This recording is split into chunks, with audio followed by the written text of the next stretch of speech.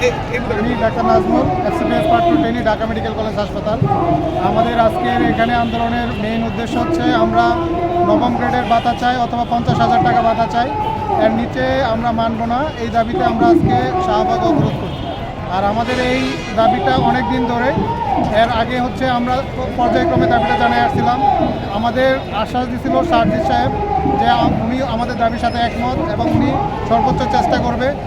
আজকে উনি বলছে যে ওনার যে উপদেষ্টা মণ্ডলী আছে ওনাদের সাথে কথা বলছে যে ওনাদের কাছে নাকি পর্যাপ্ত বাজেট নাই, এই জন্য আপাতত টাকা বাড়াতে পারবে না।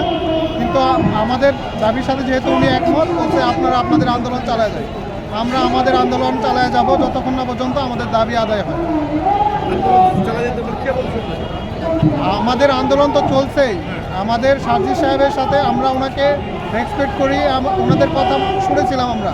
উনি আমাদের আশ্বাস দিয়েছিল যে হচ্ছে সরকারের কাছে আমাদের দাবিগুলো তুলে ধরবে।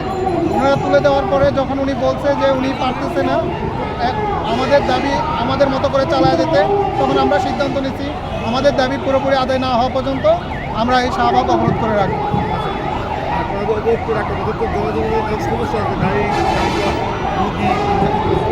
আমরা অ্যাম্বুলেন্সগুলোকে চলাচলের সুযোগ করে দিচ্ছি, কোনো রুগীর সমস্যা হচ্ছে না।